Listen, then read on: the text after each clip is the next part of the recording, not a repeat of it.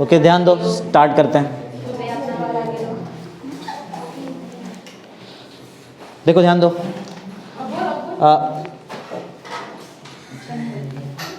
Question number 10 का question number 3 तक complete किया था हमने, याद है ना सबको? ओके तो क्वेश्चन नंबर 10 बताओ क्या था, क्या किया था हमने क्वेश्चन नंबर 10 में? प्रोसेस किया था ना, थर्मोडायनेमिक प्रोसेस, याद है ना? हाँ। कितना टाइप का प्रोसेस किया था उसमें? 3 हो गया था। फर्स्ट क्या था?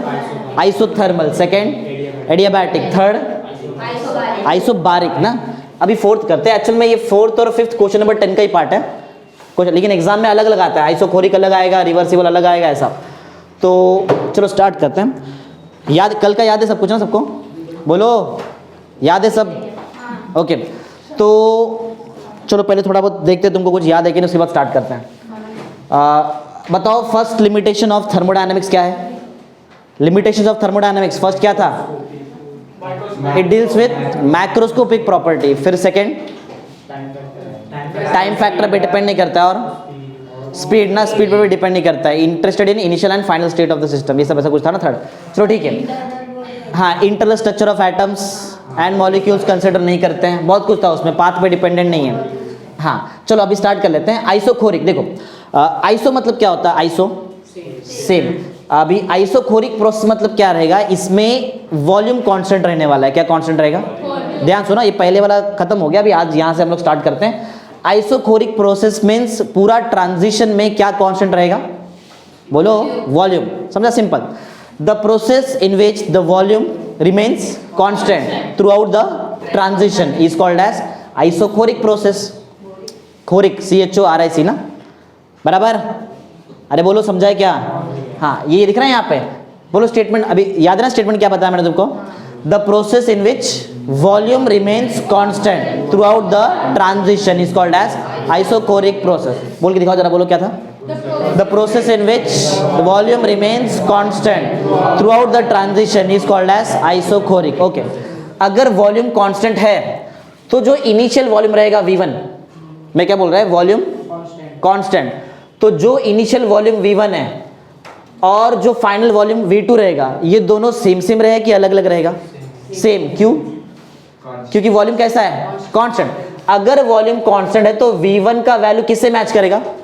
V2। और अगर सेम सेम चीज को माइनस किए तो आंसर कितना आता है? 0। तो याद रहेगा आइसोकोरिक प्रोसेस के लिए किसका आंसर 0? डेल्टा V ना, change in volume. Delta V का आंसर कितना आएगा? बोलो समझा है ना? अरे इतना भी हार्ड नहीं है, इजी इजी है बराबर। तो पॉइंट याद है तुमको क्या बताया मैंने? बोलो, अरे रेस्पॉन्स ही नहीं देते कुछ भी। बोलो क्या था, बताओ point? The process in which the volume remains constant throughout the transition is called as isochoric process. Delta V का वैल्यू क्या होता है? 0। और फॉर्मूला क्या है डेल्टा V का? V2 minus V1। सिंपल है, इतना कुछ हार्ड नहीं है। चलो अब देखते हैं पॉइंट क्या पढ़ा हमने, मतलब भी समझो, खाली जस्ट को याद करना नहीं है, पॉइंट भी समझो। मतलब क्या है? वॉल्यूम कैसा रहेगा? कांस्टेंट। चलो एक एग्जांपल लेते हैं। समझो हमारे पास एक क्लोज्ड वेसल है, क्लोज्ड वेसल, बंद पूरा, कुछ भी बाहर नहीं जा सकता है, क्लोज्ड वेसल है। वो क्लोज्ड वेसल के अंदर रिएक्शन हो रहा है। क्लोज्ड वेसल के अंदर क्या हो रहा है? तो कुछ भी चीज बाहर जाएगा क्या? अंदर रहेगा ना, जो भी रहेगा। अगर इवोपरेट भी हुआ तो अंदर ही रहेगा जो भी है। तो वॉल्यूम चेंज होगा अंदर? बोलो कैसे? वॉल्यूम चेंज होएगा ही नहीं ना। कुछ बाहर जाएगा तो इसका वॉल्यूम कम हो जाएगा, कुछ बाहर से अंदर आएगा वेसल में तो वॉल्यूम बढ़ जाएगा। लेकिन वेसल तो पूरा क्लोज्ड है, तो वॉल्यूम बाहर भी नहीं गया, कुछ भी अंदर भी नहीं आया, तो वॉल्यूम कैसा है? कांस्टेंट। तो एग्जांपल सुनो, reaction in a closed vessel, close समझ में आता है ना, बंद वेसल, वेसल समझ में आता है ना। Reaction in a closed vessel is an example of isochoric process. Simple है, इतना भी कुछ हार्ड नहीं पढ़ा रहा है, सिंपल सिंपल है। तो समझा तुमको? 2 पॉइंट क्या पढ़ा है मैंने, याद है ना? पहला पॉइंट है एक ऐसा प्रोसेस जिसमें क्या कांस्टेंट रहता है? Volume through out the transition, उसको क्या बोलेंगे? Isochoric process. फिर देखा फॉर्मूला, डेल्टा V का formula V2 minus V1, answer कितना आता है? 0। ये भी देखा। फिर एक एग्जांपल देखा। एग्जांपल क्या है? रिएक्शन कैरी आउट कर रहे किसके अंदर? क्लोज्ड वेसल, तो ये किसका एग्जांपल रहेगा? Isochoric process. चलो समझा ना? बोलो इजी, समझ गया। चलो आगे देखो, धीरे धीरे रिवाइज करेंगे। रिवर्सिबल प्रोसेस क्या होता है वो देखो। रिवर्सिबल प्रोसेस समझाने के लिए ना यहाँ पे ध्यान दो, इधर देखो। ये एक सिलेंडर का एग्जांपल है। सिलेंडर दिखाई दे रहा है तुमको? ब्लैक कलर से जो बनाया मैंने, वो ब्लैक कलर वाला चीज सिलेंडर है। और जो ग्रीन कलर से बनाया ना, उसको बोलते हैं पिस्टन। क्या बोलते हैं? पिस्टन। ये बहुत बार सिखाया भी है, थोड़ा बहुत बताया मैंने तुमको इसके बारे में। तो ये पिस्टन है और ये जो ब्लैक कलर से बनाया है वो क्या है? सिलेंडर। इसमें दो टाइप का प्रेशर आता है, दो टाइप का प्रेशर आएगा। देखो तो दो एक्चुअल में तुम्हारा प्रेशर का फॉर्मूला क्या होता है, बोलो प्रेशर का फॉर्मूला क्या होता है? फोर्स अपॉन एरिया ना, ऐसा मतलब इन शॉर्ट फोर्स के बारे में बात कर रहे हैं हम लोग। तो पिस्टन, देखो यही सेम डायग्राम इधर भी है ना, ऐसा कुछ। अरे मेरा मतलब है जस्ट तुमको ये डायग्राम बताने का, सिलेंडर बराबर, और हमारे पास क्या रहेगा, एक पिस्टन बराबर, एक पिस्टन है ऐसा, और ऐसा कुछ। दो टाइप का फोर्स रहता है, एक होता है ये अंदर से एक फोर्स लगेगा बराबर, अंदर जो भी चीज़ रिएक्शन वगैरह होगा अंदर से एक फोर्स। ये जो पिस्टन ना, ये फ्रिक्शनलेस पिस्टन है। कैसा है? फ्रिक्शनलेस का मतलब क्या है? जब ये ऊपर नीचे ऐसा होएगा तो वहाँ पे कुछ फ्रिक्शन नहीं होने, गर्म नहीं होने वाला है बॉडी, समझा? फ्रिक्शन कैसे हीट प्रोड्यूस होता है ना, ध्यान देना सब लोग यहाँ पे, इधर देखो। तो फ्रिक्शन अगर रहेगा तो तुम्हारा ये जो सिलेंडर वो गर्म हो जाएगा, लेकिन पिस्टन कैसा है? Friction less. तो ये पिस्टन फ्रिक्शन नहीं देगा, और अगर फ्रिक्शन नहीं दिया तो तुम्हारा जो सिलेंडर है वो गर्म भी नहीं होने वाला, मतलब टेम्परेचर चेंज नहीं होने वाला। सुनो पॉइंट सुनो। तो अंदर समझो कोई रिएक्शन हो रहा है, जैसे कि एक रिएक्शन यहाँ पे एक एग्जांपल लेते हैं। हाँ, हमारे पास समझो अंदर H2O2 है, क्या है? क्या बोलते हैं H2O2 को? हाइड्रोजन परऑक्साइड बराबर। ये ब्रेक होता है, हाइड्रोजन परऑक्साइड ब्रेक हो जाता है बराबर। ये ब्रेक दो पार्ट में होता है, एक से बनता है H2O और दूसरा बनेगा ऑक्सीजन, लेकिन O नाम से कोई एग्जिस्ट नहीं होता है ना। क्या एग्जिस्ट होता है? O2 होता है ना। अगर O2 चाहिए बराबर, तो तुमको यहाँ पे 2 यूज़ करना पड़ेगा, और 2 चेक करो, अभी चेक करो, 2 H2O अलग निकल गया, 2 O बचा, उससे O2 बन गया। हाँ अब सुनो, जब ये H2O2 था, पहले H2O2 था, फिर एक्सपांड हो गया, क्या बना? 2H2O। ये स्टीम रहेगा, मतलब गैस फॉर्म रहेगा, ऑक्सीजन भी क्या है? गैस। तो ज़्यादा गैस हो गया ना, तो ये पिस्टन कहाँ जाएगा? नीचे आएगा कि ऊपर जाएगा? पहले H2O2 था तो बराबर रुका था वहाँ पे, फिर जब ये एक्सपांड हुआ, रिएक्शन हुआ, दो पार्ट हो गया ना, यहाँ पे ज़्यादा वॉल्यूम हो गया, तो तुम्हारा पिस्टन ऊपर जाएगा बराबर। तो पिस्टन को ऊपर कौन लेके जा रहा है? अंदर से एक फोर्स लेके जा रहा है ना। ये फोर्स को हम लोग बोलेंगे ड्राइविंग फोर्स। क्या बोलेंगे? जो उसको ऊपर लेके जा रहा है, ड्राइव करके ऊपर लेके जा रहा है बराबर। और ऊपर से एटमॉस्फेरिक प्रेशर है ना, एटमॉस्फेयर प्रेशर लगाता है ना 1 atm का। हाँ, एटमॉस्फेरिक प्रेशर है, मतलब ऊपर से भी कोई तो फोर्स है। ये फोर्स ड्राइविंग फोर्स को अपोज कर रहा है ना, उसके अपोजिट डायरेक्शन में, तो ये फोर्स को बोलेंगे अपोजिंग फोर्स। समझा क्या है? दो टाइप का फोर्स समझा क्या है? अरे मैंने अभी तक स्टार्ट नहीं किया, खाली मैं तुमको दो चीज सिखा रहा है। ड्राइविंग फोर्स मतलब क्या और अपोजिंग फोर्स मतलब क्या? सिंपल, जो पिस्टन को ऊपर लेके जाता है वो, और जो ऊपर से नीचे लेके आएगा वो अपोजिंग फोर्स। Simple logic. हाँ अब सुनो, क्या पढ़ रहे वैसे हम लोग? रिवर्सिबल प्रोसेस, मतलब ये प्रोसेस रिवर्स है। एक बात बताओ, H2O2 था तो पिस्टन रुका था, इससे ये स्प्लिट हो गया, तो ये पिस्टन तुम्हारा ऊपर गया बराबर, वापस नीचे आएगा क्या? नहीं, अभी इसके बारे में नहीं बात कर रहा मैं, इसकी बात कर रहा हूँ यहाँ पे। ये क्या वापस नीचे आएगा? कैसे नीचे आएगा? H2O2 से एक बार 2H2 और O2 बन गया ना, अब कैसे नीचे आएगा? अरे पिस्टन ऊपर जाएगा ना, रुक जाएगा ना, वहाँ पे वॉल्यूम बढ़ गया है, ये वापस कंबाइन हो कि वापस H2O2 बना तो पिस्टन नीचे आएगा ना। मैं थोड़ी बोल रहा कि ये कंबाइन होके बन रहा है, मैंने सिर्फ कितना बताया, H2O2 से H2O2 स्प्लिट होके क्या क्या बना है? कहाँ गया? H2O2 स्प्लिट होके H2 और बना, और क्या बना? O2। तो जो तुम्हारा पिस्टन पहले नीचे था, अब वो पिस्टन कहाँ थोड़ा ऊपर चले गया, अब थोड़ी नीचे आएगा, वो ऊपर ही रहेगा ना। समझा? हाँ अब सुनो, अगर मुझे पिस्टन को नीचे लेके आने का है, मतलब पहले पिस्टन ऊपर फिर नीचे, फिर ये प्रोसेस कंटिन्यू हो रहा है, अगर ऐसा प्रोसेस होता है तो उसको हम लोग क्या बोलेंगे? रिवर्सिबल। समझा? इसके लिए क्या करना पड़ेगा? सुनो, मतलब एक बार ऊपर जाने का है, एक बार ऊपर जाने का है, तो बताओ ड्राइविंग फोर्स और अपोजिंग फोर्स में से कौन ज्यादा रहना चाहिए? अगर मुझे पिस्टन को ऊपर लेके जाने का है, ड्राइविंग फोर्स ज्यादा, तो पिस्टन ऊपर जाएगा, फिर नीचे भी तो लेके आने का है, तो अभी कौन, अभी क्या थोड़ा देर बाद क्या ज्यादा होगा? अपोजिंग फोर्स ज्यादा, फिर ड्राइविंग फोर्स ज्यादा, फिर अपोजिंग फोर्स। समझ में आ रहा है? मतलब ड्राइविंग फोर्स और अपोजिंग फोर्स के बीच में बहुत थोड़ा सा गैप होना चाहिए, इनफाइनेटेसिमल स्मॉल गैप होना चाहिए। कैसा? Infinitesimal small.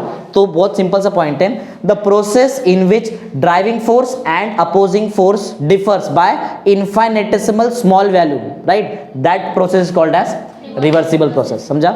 फिर से सुनो, the process in which driving force and opposing force differs, मतलब दोनों के बीच में डिफरेंस है, डिफर्स बाय कितना, क्या? Infinitesimal small value, that process is called as, तभी तो वो ऊपर नीचे होगा ना पिस्टन।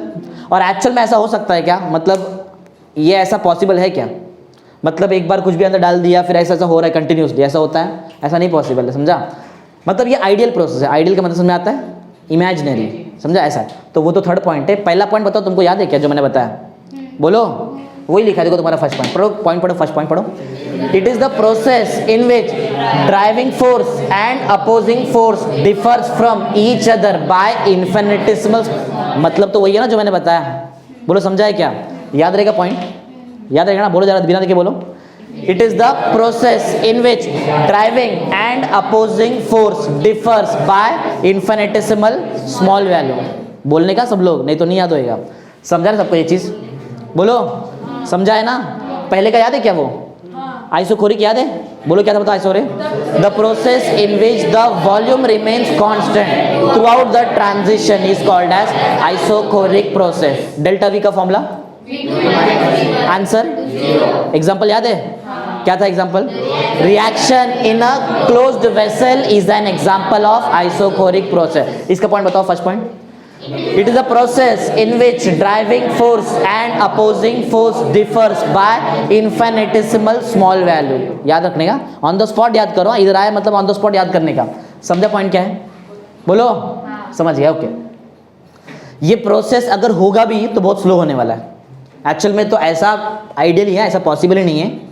सोचो ना, अगर ऐसा होता तो हम लोग इंजन में एक ही बार फ्यूल डालते हैं, फिर कभी वापस रिटर्न फ्यूलिंग करते ही नहीं उसमें, क्योंकि एक बार फ्यूल डाल दिया अपने आप पिस्टन ऊपर नीचे हो रहा है ना, तो अपने आप तुम्हारा व्हील आगे जाएगा। बोलो फिर ऐसा पॉसिबल है क्या? नहीं है। मतलब ये एक आइडियल प्रोसेस है, और अगर होता भी है तो वो कैसा रहेगा? बहुत स्लो। सेकेंड पॉइंट पढ़ो। This process is carried out, मतलब the process is carried out very slow, बहुत स्लो होता है, या फिर बोल सकते हैं this process is very slow. समझा है? बोलो दोनों पॉइंट याद है? हाँ, एक लास्ट पॉइंट जो तुमको ऑलरेडी बता दिया मैंने कि ये प्रोसेस एक्चुअल में पॉसिबल नहीं है। ये प्रोसेस कैसा है? आइडियल है, आइडियल प्रोसेस है। और सोचो ना, अगर ऐसा होता है, अगर ऐसा पिस्टन ऊपर नीचे कंटिन्यूस होते रहेगा तो वर्क डन बताओ, कम वर्क डन रहेगा, मीडियम वर्क डन रहेगा कि मैक्सिमम वर्क डन रहेगा? मैक्सिमम, क्योंकि कंटिन्यूस हो रहा है ना। समझा? तो पॉइंट, लास्ट पॉइंट है, it is an ideal process and in this process maximum work is done. समझा? बोलो। अरे इजी है ना? हार्ड लग रहा है? समझ में आ रहा है ना सबको? बोलो, मेरे पीछे बोलना पड़ेगा, नहीं तो नहीं समझ में आएगा कुछ, और याद कर लो ऑन द स्पॉट। समझ गया वो 3 पॉइंट क्या है? एक ऐसा प्रोसेस जिसमें ड्राइविंग फोर्स और अपोजिंग फोर्स के बीच में थोड़ा सा गैप होता है, इन्फिनिटेसिमल स्मॉल गैप, वो प्रोसेस क्या बोलते हैं? Reversible process. बराबर। और ये जो रिवर्सिबल प्रोसेस है, हम लोगों ने क्या बोला, ये कैसे होता है? Very slow. और थर्ड पॉइंट में क्या देखा? ये एक आइडियल प्रोसेस है, और अगर ऐसा होता भी है तो वर्क डन कैसा रहेगा? मैक्सिमम वर्क डन पे एक एक्सप्रेशन है, और थर्मोडायनामिक्स चैप्टर में से वो एग्जाम में कंफर्म आता है, बहुत बार आ चुका है, वो पढ़ेंगे हम लोग। तो वो टाइम में मैं तुमको पूछेगा, अगर नेक्स्ट लेक्चर में आने वाला है, वो थर्ड लेक्चर में पढ़ाऊंगा तुमको कल, तो उधर मेरा एक क्वेश्चन रहेगा, मैक्सिमम वर्क डन कब होता है? मैक्सिमम वर्क डन कब होएगा? कौन से प्रोसेस में? रिवर्सिबल प्रोसेस में, जो हम लोग पढ़ रहे हैं, जो एक्चुअल में आइडियल है। समझा? समझ गए? 2 क्वेश्चन 4, 5, ये एक्चुअल में क्वेश्चन नंबर 10 का पार्ट है ना, बराबर ना? चलो न्यू क्वेश्चन चालू करते हैं। नेचर ऑफ वर्क, नया क्वेश्चन है, नेचर ऑफ वर्क। एक और नाम है इसका, पढ़ो क्या है? PV work. मतलब पीवी मतलब प्रेशर वॉल्यूम वर्क। ध्यान दो इधर, ये इंपॉर्टेंट है ज्यादा। समझा पॉइंट क्या है? क्वेश्चन बोलो, क्वेश्चन भी याद करना है। याद है ना सब? क्या था? आइसोकोरिक पढ़ा, फिर रिवर्सिबल प्रोसेस पढ़ा, अभी क्या पढ़ने जा रहे हैं? नेचर ऑफ वर्क, जिसका एक और नाम है PV work, pressure volume work. समझा? अब वो देखते हैं प्रेशर वॉल्यूम वर्क क्या है। चलो इससे पहले देखते हैं कि वर्क क्या है। इससे पहले देख, प्रेशर वॉल्यूम वर्क पढ़ने से पहले नेचर ऑफ वर्क पढ़ने का है ना, तो पहले ये तो समझो वर्क क्या है। बड़ा ध्यान दो, वर्क एक्चुअल में क्या है? वर्क एक मोड है, mode. Work is a mode, एक रास्ता है जिससे क्या हो सकता है? सिस्टम सराउंडिंग से क्या कर सकता है? एनर्जी का एक्सचेंज कर सकता है। यहां पे ध्यान दो जरा, वर्क क्या है? Work is a mode by which system can exchange energy with the surrounding. समझो? एक बात समझो, अगर H2O2 से स्प्लिट होके H2O और O2 बना तो पिस्टन ऊपर गया। बताओ ये सिस्टम, मतलब ये दिख रहा है, ये इतना पार्ट तुम्हारे लिए सिस्टम है ना, ये पार्ट तुम्हारे लिए क्या है? सिस्टम है, या फिर बोल सकते हैं ये पूरा पार्ट तुम्हारे लिए सिस्टम है, और इसको छोड़ दिया तो बाकी क्या रहता है? कल के लेक्चर में सिखाया था तुमको, जो चीज हम लोग स्टडी कर रहे हैं वो हमारे लिए क्या है? सिस्टम, और उसको छोड़ दिया तो बाकी सब। अब एक बात बताओ, पिस्टन ऊपर गया ना तो वर्क डन तो हो रहा है, वर्क डन हो रहा है ना। कौन वर्क डन कर रहा है? किस पे? क्या सिस्टम सराउंडिंग पे वर्क कर रहा है कि सराउंडिंग सिस्टम पे वर्क कर रहा है? बोलो। पिस्टन ऊपर गया ना तो सिस्टम ने पिस्टन को ऊपर भेजा ना, तो कौन किस पे वर्क कर रहा है? सिस्टम वर्क कर रहा है सराउंडिंग पे। अगर पिस्टन नीचे आता तो पिस्टन नीचे कौन लेके आ रहा है? सराउंडिंग नीचे लेके आ रहा है, मतलब कौन वर्क कर रहा है? सराउंडिंग वर्क कर रहा है सिस्टम पे। तो ये वर्क मतलब क्या है? ये एक मोड है एनर्जी का एक्सचेंज करने का ना। तो पॉइंट याद रखो, फर्स्ट पॉइंट क्या है? Work is a mode by which system exchanges energy with the, समझा पॉइंट ना? बोलो, क्लियर है ना? बोल सकते हैं, बोलो जरा क्या बताओ, पढ़ो। Work is a mode by which system can exchange energy with the surrounding. सब याद है ना जो पढ़ाया था पीछे? ठीक है, तो वर्क समझ में आगे क्या है? हाँ, अच्छा वर्क डन कब होएगा? सुनो, ऊपर से प्रेशर आ रहा है ना। अब बोले सर नहीं, प्रेशर है ना, एटमॉस्फेयर का प्रेशर होता है ना, कितना? 1 atm। ये प्रेशर चेंज हो रहा है क्या? कांस्टेंट ना। तो वर्क एक्चुअल में है क्या? वर्क जो वर्क पढ़ रहे हैं हम लोग, जो वर्क डन हम लोग पढ़ने वाले, nature of work. Work actual में क्या है? ये एक टाइप का मोशन है ना, इट इज द, याद है पिस्टन का मोशन। पिस्टन का मोशन किसके अपोजिशन में? ये प्रेशर के अपोजिशन, पिस्टन ऊपर जा रहा है और प्रेशर ऐसा है ना। तो वर्क का एक और मतलब है, it is a motion against a constant external pressure. External क्यों बोल रहे हैं? बाहर से आ रहा है ना, समझा ना? और कांस्टेंट क्यों बोल रहे हैं? क्योंकि हमेशा 1 atm ही रहेगा। एटमॉस्फेरिक प्रेशर कितना होता है? 1 atm ही होता है। समझा पॉइंट क्या है? तो 2 पॉइंट तुमको याद है वर्क के बारे में? बोलो, याद है? बोलो, फर्स्ट पॉइंट क्या था? Work is a mode by which system exchanges energy with the surrounding. याद है ना सबको? फिर सेकंड पॉइंट भी हम लोगों ने पढ़ा, क्या है? It is the motion against a constant external pressure. Constant external pressure ना, बाहर से आ रहा है ना प्रेशर। बोलो, समझा है? क्लियर, याद है ना सब कुछ? तो वर्क का 2 पॉइंट हम लोगों ने पढ़ लिया। अच्छा, वर्क डन का एक फॉर्मूला होता है, वर्क डन का फॉर्मूला होता है force into displacement. Work done का मैथ्स पढ़ा है ना, फिजिक्स में भी पढ़ा है ना? वर्क डन का फॉर्मूला क्या होता है? Force into displacement. अच्छा, नीचे से फोर्स लग रहा है और ये तुम्हारा पिस्टन यहां से कहां तक चले गया? यहां तक गया ना। तो इस यहाँ ये क्या है? ये डिस्प्लेसमेंट है, समझा? तो अगर मैं फोर्स को मल्टीप्लाई कर दूं डिस्प्लेसमेंट से तो मुझे क्या मिल जाएगा? तो वर्क डन का एक और डिफाइन है, बराबर। इट इज, इट मतलब कौन? वर्क ना। It is the product, into मतलब क्या रहता है? प्रोडक्ट ना। It is the product of force and, ये भी पॉइंट है ना, it is the product of force and, समझा है ना? बोलो, इजी इजी है, याद है? तीनों पॉइंट क्या है? बोलो, याद है ना? बताओ first point. Work is a mode by which system exchanges energy with the surrounding. Second point याद है? It is the motion against a constant external pressure. Third point याद है? अच्छा, नहीं लिखा है, ठीक है। तो समझ जाओ कांस्टेंट क्या रहेगा यहाँ पे। जरूरी नहीं है, अभी देखो ये वाला जो केस है, मैंने अब ये केस में हमारे लिए वो प्रेशर एक्सटर्नल है ना, बराबर। और ठीक है, एक्चुअल में तो वही होता है कांस्टेंट एक्सटर्नल, लेकिन जब सराउंडिंग वर्क करेगा ना तो वो इधर से आएगा ना, मतलब वो भी इसके अगेंस्ट वर्क करेगा ना, यहाँ के प्रेशर के अगेंस्ट। अरे सोचो ना, अगर पिस्टन नीचे आ रहा है तो कौन वर्क कर रहा है? सराउंडिंग। किस पे वर्क कर रहा है? सिस्टम पे। अब जो प्रेशर रहेगा वो अंदर रहेगा ना, प्रेशर। ये प्रेशर है, फिर भी पिस्टन नीचे आ रहा है, तो अब वो हो गया इंटरनल प्रेशर। तो इसलिए मैंने वहाँ पे नहीं लिखा है, समझा? एक्सटर्नल हटा दो। It is the motion against a constant pressure, ज़्यादा अच्छा रहेगा, समझा? समझा ना क्यों एक्सटर्नल नहीं लिख सकते? रीज़न है, अंदर से भी तो प्रेशर हो सकता है, समझा? तो कितना 3 पॉइंट हमारा हो गया था यहाँ पे। अभी तक जो पढ़ा है सब याद है क्या? इधर देखो, इधर तो क्या देख रहे हैं, यहाँ पे ध्यान दो, बराबर ना? 3 पॉइंट। चलो अभी आगे कुछ मैथमेटिक्स करते हैं यहाँ पे। ये डायरेक्ट बता दूँ ऐसा चलेगा कि करके बताऊँ? डायरेक्ट बता दो चलेगा? इतना कुछ हार्ड भी नहीं है, इतना बड़ा मैथमेटिक्स नहीं है। देखो पीवी वर्क लिखा है ना, प्रेशर इनटू वॉल्यूम किया तो वर्क आना चाहिए, ऐसा मतलब है, बराबर। प्रेशर को किससे मल्टीप्लाई करेंगे तो आंसर क्या आता है? Work done. केमिस्ट्री में, केमिस्ट्री में प्रेशर और वॉल्यूम को मल्टीप्लाई कर दिया तो क्या होता है? Work done. कैसे होता है? एग्जाम में आता है, प्रूव दैट, ऐसा एग्जाम में आ चुका है बहुत बार। Prove that pressure times volume is equal to work done, ऐसा एग्जाम में आया हुआ क्वेश्चन है। Prove that pressure times volume is equal to, वो टाइम पे तुमको ये पूरा लिखना पड़ेगा एग्जाम में। कैसे आया? Pressure time volume equal to work done. चलो इधर करके बताता, देखो क्या करना है बताओ हमको। किसको किससे मल्टीप्लाई करना है? प्रेशर को मल्टीप्लाई करना है किससे? वॉल्यूम से, और आंसर कितना आना चाहिए? Work done. करके दिखाऊं? देखो चलो बताओ, प्रेशर का फॉर्मूला क्या रहता है? फोर्स अपॉन, ये क्या इधर किया ना, प्रेशर का फॉर्मूला क्या है? फोर्स। तो पी की जगह बोलो क्या लिखूं मैं? एफ बाय ए, और इंटू क्या है? देखो एज इट इज लिखा, देखो पी की जगह मैंने एफ बाय ए लिखा और इंटू में क्या है? वी, बराबर है। अच्छा अब एरिया की बात करते हैं हम। एक बात बताओ मेरे को, थोड़ा बहुत यूनिट तुमको मालूम रहेगा, फिजिक्स पढ़ा है, एरिया और वॉल्यूम। एरिया का यूनिट क्या होता है? एरिया का अगर समझो मैं डी के बाद चलो, अच्छा एरिया की यूनिट क्या बताया, मीटर स्क्वायर, ठीक है, किया है ना ऐसा बहुत बार। अरे स्क्वायर मीटर्स नहीं लिखा है क्या, लिखा है, 10th में भी किया है। वॉल्यूम का यूनिट क्या होता है, मीटर क्यूब रहता है। वॉल्यूम का यूनिट क्या रहता है, मीटर क्यूब। अच्छा ये मीटर किसका यूनिट होता है, अरे मीटर पूछ रहा है, लेंथ का होता है, लेंथ का यूनिट होता है ना मीटर। तो क्या ये मैं मीटर के जगह पे मेरे पास जो लेंथ है वो लेंथ डी लिख दूं, ऐसा चलेगा, और ऊपर क्या है स्क्वायर।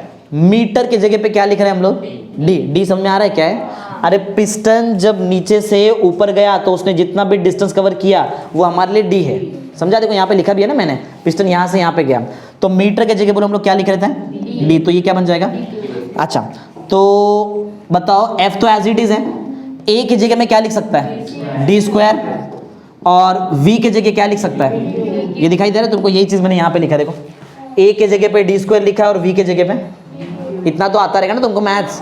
हाँ अब ये डी स्क्वायर और यहाँ का डी स्क्वायर जाएगा, एक डी बच गया ना, डी बच गया ना वहाँ पे, तो बोलो क्या आया एफ इंटू, और फोर्स इंटू डिस्प्लेसमेंट होता क्या है, बराबर ना, यही लिखा है देखो, एफ इंटू डी, और एफ इंटू डी होता क्या है वर्क डन।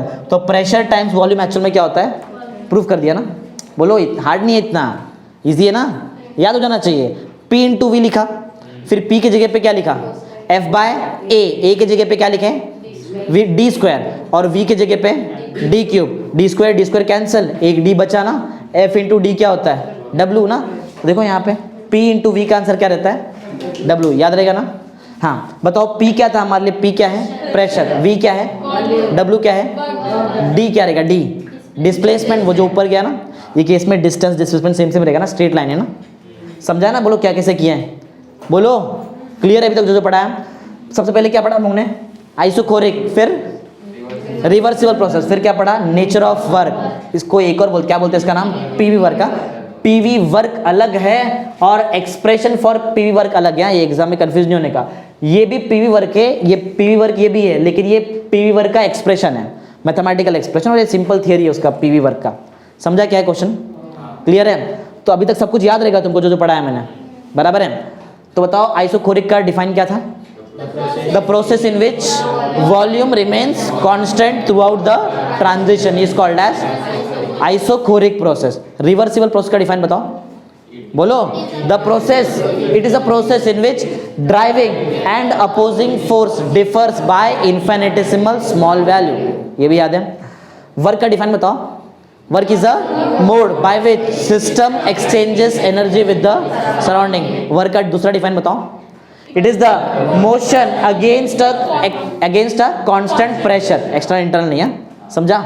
एक और डिफाइन वहां पे लिखा था, हाँ क्या किसका डिफाइन, वर्क डन का ना, वर्क डन मतलब इसका एक और define, it is defined as the product of force and displacement, ये तीन लिखा था ना, और बाकी तो समझ गया तुम कैसे कैसे किया, इजी इजी समझा। तीन क्वेश्चन क्या किया हम लोग ने आज, चलो आगे पढ़ते हैं। नेक्स्ट पढ़ो क्या है, PV work in decomposition of H2O2। Already सिखा दिया ना तुमको H2O2 कैसे डिकम्पोज होता है, अरे ये क्या सिखाया ना तुमको अभी, H2O2 कैसे डिकम्पोज होता है बताओ। दो पार्ट क्या क्या बनता है उससे, वाटर बनता है और क्या बनता है, ऑक्सीजन ना।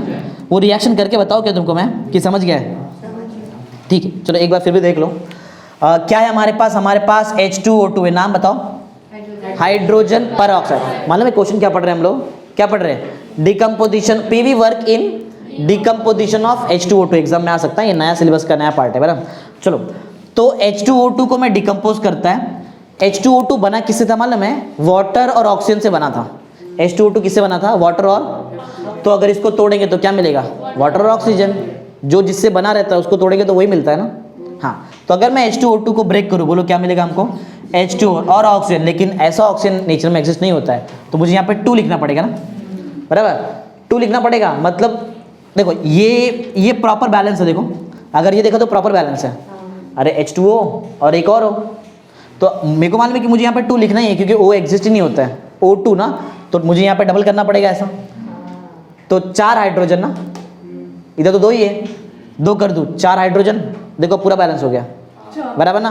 4 हाइड्रोजन है, कितना ऑक्सीजन है, 4 ऑक्सीजन, 2 इधर है 2 इधर है, बराबर। रिएक्शन समझा कैसा है और कैसा ब्रेक हुआ तुमको मालूम है ना। हाँ चलो रिएक्शन पढ़ लो जरा, क्या है देखो क्या दिया, 2 times H2O2 gives 2 times H2O plus O2, ऐसा रिएक्शन है। अच्छा तो पहले देखो ये दिख रहा है तुमको डायग्राम, दिखाई दे रहा है डायग्राम, हाँ।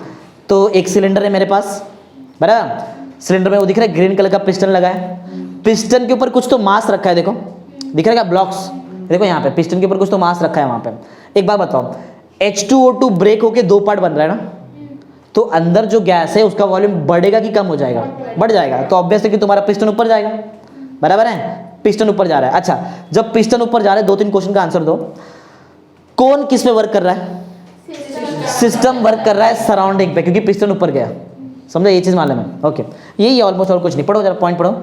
The gas produced in this reaction, रुक जाओ, gas produced in this reaction कौन है बताओ, gas produced in this reaction is steam, water, water ना वेपर, और ऑक्सीजन, ये गैस है, gas produced in this reaction, ये समझा, आगे पढ़ो।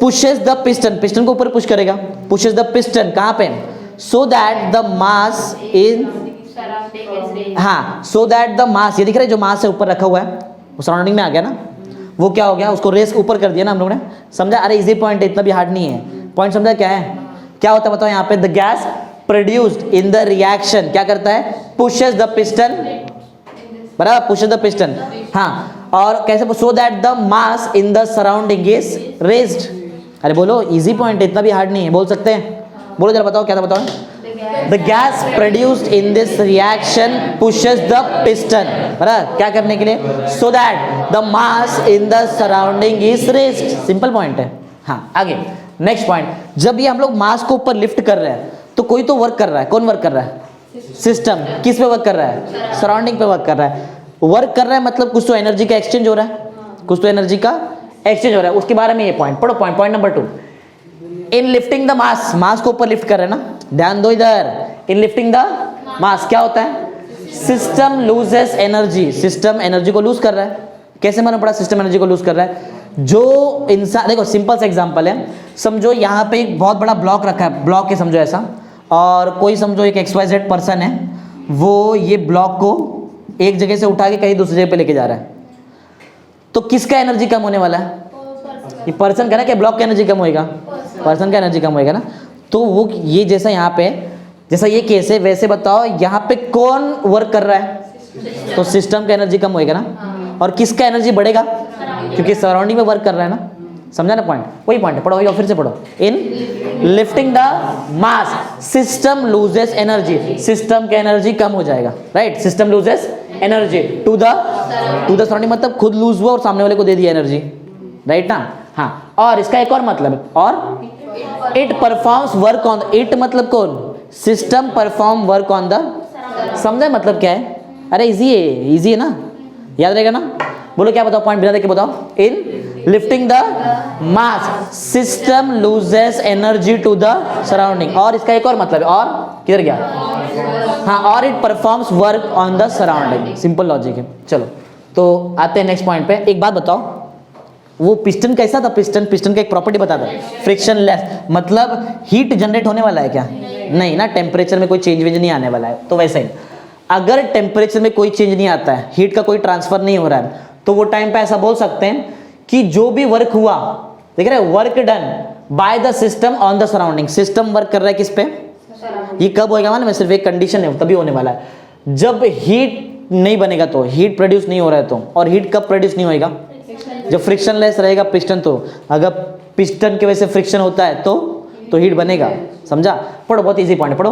With no heat being transferred, कोई हीट का ट्रांसफर अगर नहीं हुआ तो, with no heat being transferred क्या होने वाला है, the loss of energy by the system, system ने एनर्जी लूज किया था ना, हाँ, the loss of energy by the system is equal to the work done by the system on the surrounding, समझा, अरे जो एनर्जी सिस्टम ने loose किया था वो किसके बराबर रहेगा, work done by the system on the surrounding, simple ना, वही तो लिखा है, दैट इज कौन सा टाइप का वर्क है ये, PV, प्रेशर टाइम्स वॉल्यूम ना, नीचे से प्रेशर रहेगा, वॉल्यूम बड़ा, pressure times volume is equal to work done, समझा पॉइंट है, थोड़ा थियोरेटिकल है, समझा रहेगा ना, बोलो क्लियर है एकदम, याद है क्या यहाँ पे क्या हुआ था, द बोलो, gas produced in the reaction क्या होता है, क्या करता है, क्या हुआ, pushes the piston so that the mass in the surrounding raised ना, उसको ऊपर कर दिया। फिर हमने क्या पढ़ा, इन लिफ्टिंग द मास क्या करता है, क्या सिस्टम क्या करता है, system loses energy to the surrounding, that इसका मतलब क्या है, और it performs work on the surrounding. फिर देखा कि जो भी एनर्जी सिस्टम ने लूज किया था वो किसके बराबर है, work done by the system on the surrounding, समझा ना, राइट ना, दैट इज कौन सा टाइप का work, PV work, pressure times volume is equal to work, समझा। ऐसा ही सेम केस और एक करना है, दोनों में से एक क्वेश्चन एग्जाम में आने का चांसेस रहता है। तो अब थोड़ा उल्टा होने वाला है, देखो H2O2 एक ही गैस था, एक ही गैस है ना, ब्रेक हुआ तो क्या बन गया, डबल, दो हो गया ना, H2O भी बना और ऑक्सीजन भी बना, तो वॉल्यूम बढ़ गया और पिस्टन ऊपर। अब उल्टा होने वाला है। अब देखो, अब जो देखो फर्स्ट डायग्राम देखो, डायग्राम से समझ में आ जाएगा सब कुछ। अच्छा पहले क्वेश्चन तो पढ़ो, क्वेश्चन क्या है, PV work in reaction of कौन सा दो गैस है हमारे पास, अमोनिया, NH3 को क्या बोलते हैं, अमोनिया, और HCl हाइड्रोजन क्लोराइड, बराबर ना। हाँ, तो ये दो गैस मेरे पास पहले से अंदर है, दो गैस है ना, ध्यान दो इधर, दो गैस है राइट, अमोनिया और क्या है, हाइड्रोजन क्लोराइड। अच्छा एक बात बताओ, ये 2 से 4 बने हैं कि 2 कंबाइन होकर एक बनने वाला है, 2 कंबाइन होकर एक होता है ना। हाँ, तो अमोनिया, चलो इधर करके दिखा दो, ध्यान दो, NH3 अमोनिया और HCl को अगर मैंने ऐड कर दिया तो बनता है अमोनियम क्लोराइड, क्या बनता है, कैसे, देखो NH3 पहले से है, NH3 पहले से, एक और H आ गया, बोलो कितना हो गया, 3 था पहले से, एक और H आ गया 4, क्या बचा, Cl, अमोनियम क्लोराइड, सिंपल, समझा ना। हाँ, तो दो गैस से अब कितना गैस बन रहा है, एक, तो अब वॉल्यूम बढ़ेगा कि कम हो जाएगा, कम हो जाएगा ना। तो देखो पहले पिस्टन देखो किधर था, दिख रहा है, अमोनिया HCl तभी था तो पिस्टन यहाँ पे है, और जब अमोनिया और HCl से बन गया अमोनिया, ये सॉलिड फॉर्म में रहता है, अमोनियम क्लोराइड का स्टेट क्या रहता है, सॉलिड है, ये सॉलिड फॉर्म में, जब ये सॉलिड फॉर्म में आ जाएगा वो टाइम पे तुम्हारा पिस्टन नीचे, क्योंकि वॉल्यूम कम हो गया ना। अरे एक सॉलिड कम वॉल्यूम लेता है, गैस ज़्यादा वॉल्यूम लेता है ना, मालूम ना तुमको। हाँ, पढ़ते समझ गया रहेगा ना क्या है, अरे इजी है। इसका एकदम रिवर्स है, उल्टा, वहाँ पे H2O2 से H2O और O2 बना था ना, स्टीम बना था और ऑक्सीजन बना था, तो वॉल्यूम बढ़ गया। अब दो गैस से एक बन रहा था, वॉल्यूम कम, अब पिस्टन नीचे आएगा, रिएक्शन में होता है ना, बनता है, अगर गैस से गैस अगर समझो बना, कंप्रेस किया, कूल किया, लिक्विड और कंप्रेस कर दिया, सॉलिड बन गया, कूल के, समझा ना, होता है ना ऐसा। अरे मालूम है transition, solid liquid gas, gas liquid solid होता है ना, पढ़ा रहे ना बचपन में 4th स्टैंडर्ड में। हाँ चलो, तो हाँ पॉइंट पढ़ते हैं, समझा है ना तुमको, ये जो बताया मैंने डायग्राम समझा है। पहले कौन सा गैस था हमारे पास, अमोनिया और HCl, और दोनों कंबाइन होकर क्या बन गया, NH4Cl, अमोनियम क्लोराइड ना, समझा, तो वॉल्यूम कम हो गया है। अच्छा एक दो क्वेश्चन का आंसर दो, किसका एनर्जी लूज हो रहा है, बोलो, सराउंडिंग का एनर्जी लूज होएगा कि सिस्टम का एनर्जी लूज होएगा, ये मालूम है कैसे मालूम पड़ता है, कौन किस पे वर्क कर रहा है उससे मालूम पड़ जाएगा। बोलो ये केस में कौन किस पे वर्क कर रहा है, सराउंडिंग वर्क कर रहा है सिस्टम पे, जो वर्क करता है उसका एनर्जी कम होता है, तो किसका एनर्जी कम होने वाला है, सिंपल लॉजिक है, समझा। सराउंडिंग की एनर्जी कम होएगा, सिस्टम का एनर्जी बढ़ेगा, उसका कम तो इसका बढ़ेगा ना, ऑब्वियस है। तो कौन किस पे वर्क कर रहा है, सराउंडिंग वर्क कर रहा है सिस्टम पे, बराबर, bye the surrounding on the system, ऐसा। चलो पढ़ते हैं, समझ गया लॉजिक, पढ़ो। एज द रिएक्शन, पढ़ो पॉइंट, थियरी पॉइंट है, पढ़ो। एज द रिएक्शन, अरे पढ़ो तो, एज द रिएक्शन प्रोग्रेस है, जैसे रिएक्शन आगे आगे जाएगा, the gases consumed and the volume, ठीक है, ये जो दो गैसेस है वो कंज्यूम हो जाएगा और वॉल्यूम अपने आप कम हो जाएगा, समझा पॉइंट, बोलो क्लियर है। आगे second point, in this process surrounding loses energy to the system, इसका मतलब क्या है, and performs work on the system, on the system मतलब बाय किससे हो रहा है बताओ, by the system on the surrounding, ऐसा, sorry by the surrounding on the system, समझा ना, इजी पॉइंट है, इतना कुछ हार्ड नहीं है। चलो एक लास्ट, अगर सराउंडिंग सिस्टम पे वर्क कर रहा है तो किसका एनर्जी कम हुआ है, सराउंडिंग का, और किसका बढ़ा है, सिस्टम का बढ़ा है। तो यही चीज देखो, जैसे यहाँ पे थर्ड पॉइंट था, हीट का ट्रांसफर नहीं होना चाहिए ना वहां पे, तो उसके लिए क्या होना चाहिए, पिस्टन फ्रिक्शनलेस, वही पॉइंट है, सेम वही पॉइंट है, पढ़ो एग्जैक्ट वैसे ही पढ़ो, स्टार्ट भी वैसे पढ़ो, with no heat being transferred the loss of energy by the surrounding is equal to the work done by the surrounding on the system. दिख रहे, एग्जैक्ट पॉइंट नहीं दिख रहा तुमको यहाँ पे, खाली उल्टा हो गया है, बराबर ना, राइट ना। चलो तो समझ गया तुमको ये क्वेश्चन भी, बोलो समझा है क्या, सब याद है अभी तक जो जो पढ़ाया मैंने तुमको, नहीं याद है, याद है ना, बताओ आइसोकोरिक प्रोसेस का डिफाइन बताओ, the process in which the volume remains constant throughout the transition is called as isochoric process. फिर पढ़ा रिवर्सिबल, क्या होता है? The process in which driving force and opposing force differs by infinitesimal small value is called as, बोलो कौन सा process? Reversible process. फिर work done का डिफाइन पढ़ा, याद है? पहला डिफाइन बताओ। Work is a mode by which system exchanges energy with the, second it is the motion against constant pressure, बराबर। और थर्ड पॉइंट बताओ क्या था? Third, it is the product of force and displacement, याद है ना? चलो सब कुछ याद है, चलो। और ये याद है यहाँ पे वो, ये तो थियरी तुम लोग खुद से लिख देंगे ना। H2O2 पूरा रिएक्शन बताओ, पहले पूरा रिएक्शन बताओ क्या था? 2 times H2O2 gives 2 times H2O plus O2, right है? मेन की पॉइंट को अपन हाईलाइट करते हैं सिर्फ इसमें। 2 गैस बन रहा है 1 गैस से, बराबर। वॉल्यूम बढ़ जाएगा, पिस्टन ऊपर जाएगा, बराबर। कौन किस पे वर्क कर रहा है? सिस्टम सराउंडिंग पे वर्क कर रहा है। किसका एनर्जी कम हो रहा है? सिस्टम का। यही मेन पॉइंट है और कुछ नहीं, बराबर। फिर हमने ये दूसरा केस देखा जिसमें अमोनिया और HCl को रिएक्ट किए, क्या बना दिए? Ammonium chloride NH4Cl। चलो कुछ पॉइंट्स का आंसर दो, कुछ क्वेश्चन का। पिस्टन ऊपर जा रहा है कि नीचे आ रहा है? नीचे आ रहा है ना पिस्टन, बराबर। कौन किस पे वर्क कर रहा है? सराउंडिंग सिस्टम पे वर्क कर रहा है। किसका एनर्जी कम हो रहा है? यही तो पॉइंट है, और क्या है? समझ गया ना? चलो इजी है। नेचर ऑफ वर्क पढ़ा ना। अब क्या पढ़ते हैं? नेचर ऑफ हीट क्या है? हीट भी एक टाइप का एनर्जी है ना, हीट भी एक टाइप का एनर्जी है जो सिस्टम सराउंडिंग से एक्सचेंज कर सकता है। अरे सेम एग्जैक्ट यही डिफाइन, समझा? Heat is a form of energy, heat एक एनर्जी का फॉर्म है ना। Heat is a form of energy bye which system can exchange energy with the, अरे एग्जैक्ट खाली ये मोड था और ये फॉर्म है, बराबर ना? बोलो, पढ़ो पॉइंट पढ़ो। अरे पहला point, heat is a form of energy by which, यही पढ़ो, system exchanges energy with the, हाँ तुम लोग हंसा रहे और क्या, कुछ भी पढ़ लेते बीच में, पढ़ो। हाँ बस ज़्यादा नहीं। व्हेन सिस्टम, ये पढ़ो second point, when system and surrounding are at, अच्छा एक बात बताओ, एक ध्यान दो यहाँ पे, देखो समझो, बस ज़्यादा नहीं। समझो एक ब्लॉक है जिसका टेम्परेचर है कुछ समझो 70 डिग्री सेल्सियस। हाँ, एक ब्लॉक का टेम्परेचर कितना है? 70। और इसके कांटेक्ट में मेरे पास एक और ब्लॉक है यहाँ पे जिसका ध्यान दो इधर, जिसका टेम्परेचर 35 डिग्री सेल्सियस है, बराबर है। बताओ क्या हीट का ट्रांसफर होएगा? बोलो होने वाला क्या हीट का ट्रांसफर? बोलो। अच्छा, ये ब्लॉक नंबर 1 है, ये ब्लॉक नंबर 2 है। बोलो कौन सा ब्लॉक हीट किसको देगा? सेकेंड ब्लॉक से हीट का ट्रांसफर प्लस फर्स्ट ब्लॉक की तरफ होएगा ना, मालूम है ना? अरे हीट एक टाइप का एनर्जी है। एनर्जी कैसा होता है? Energy flows from higher potential to, ये पढ़ाया था 11th में मैंने तुमको, बराबर, समझा ना? अच्छा एक बात बताओ, अगर ये भी 70 डिग्री सेल्सियस हो गया तो यहाँ पे ध्यान दो तो भगा देगा अभी, याद रखो। दोनों का अगर टेम्परेचर सेम है तो क्या होगा बताओ? क्या अभी हीट का ट्रांसफर होने वाला है? नहीं। अभी अगर टेम्परेचर सेम है तो हीट का ट्रांसफर नहीं होएगा, और अगर टेम्परेचर डिफरेंस रहेगा तो ही होने वाला है ना। चलो वही सेकंड पॉइंट पढ़ो। When system and surrounding are at different temp, अगर सिस्टम का टेम्परेचर और सराउंडिंग का टेम्परेचर अलग अलग है तो हीट का ट्रांसफर होने वाला है ना। हाँ पढ़ो।